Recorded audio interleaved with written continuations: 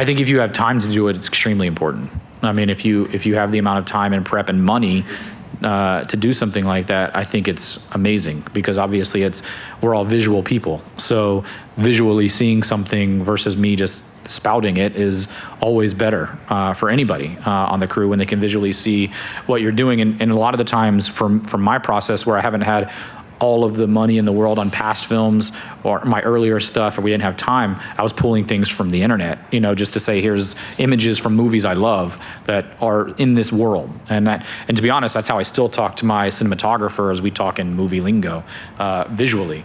But I do think any kind of artwork or anything you can bring to the table to show your vision is important. I have a definitely a perspective on that. Anything that you can do in prep to get everybody on the same page, but I think that we made storyboards because film was too expensive to practice the shots with. So we made a visual representation so that we can express to everybody what the shots and what the angles and all that stuff were. But now, everyone's got a movie camera in their pocket. So, first, I think another thing that makes me a little nuts is when I go on set and I see the director saying, okay, and then the actor walks in here, and the camera's doing that, and the other actor comes down, and this means like 50 different things to 50 different people. This is not an effective way. So then you show them a storyboard. Okay, now we're talking, but it's still like a flat, my brain still has a hard time looking at storyboards, even with the moving arrows and stuff on there, and really visualizing that. Even after all this time, my brain still can't really do that. So when we would do big, stunt sequences and special effects stuff, we would hire a computer animator to make a previz, and it was frame for frame animated version of what we were going to shoot. And when we showed up on the day, we would pull it up and say, this is the shot we're doing. And everybody looked, and it's a moving shot. And if I am on the reel that they made me here, you can see some of the previzes next to the actual movie, and it is frame for frame. So what I encourage you guys to do in prep is to do a previz.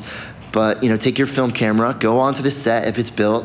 You don't need the actors, you just need stand-ins. And let's see if your ideas are gonna work. Okay, here's the lens that we think we're gonna use. Here's the move that we think we're gonna use. And then you do all the shots with the composition and cut it together. And now you're talking about a plan that is gonna work. And now you show everybody on the crew and they say, hey, what are we doing today? Play, we're doing that. And there's like no question about it.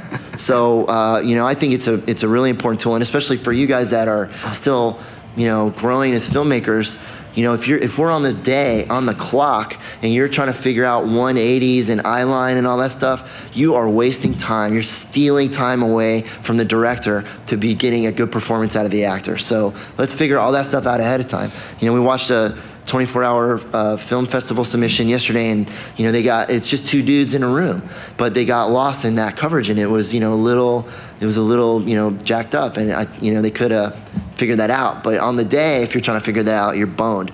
So yes, storyboard's important. I would take it to the next level and do a previz and cut it together. And now you're talking about, we have a plan that we absolutely know is gonna work. And if you're that dialed in and you show up on the day, now you have the flexibility for the DP to say, hey, we know the shots that we need, but while we're here, why don't we push in and get a closer lens to give us even more options in editing. So yeah.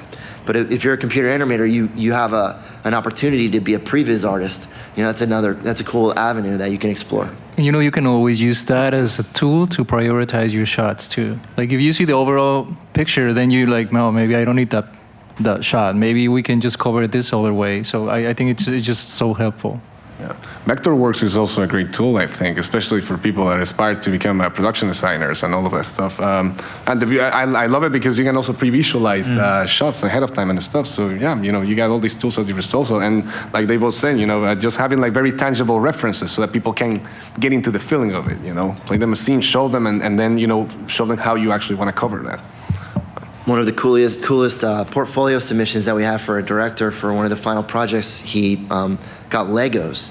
And he took his camera and he did the shots from his film with the composition and everything using Legos, and he submitted that to us. And it was like, instead of the director trying to describe, well, they're gonna come in and the sun's gonna be shining and the two guys are gonna be standing there, he had this thing to show us, like, bam, here it is. Wow, cool, creative, and we all now know what you're talking about,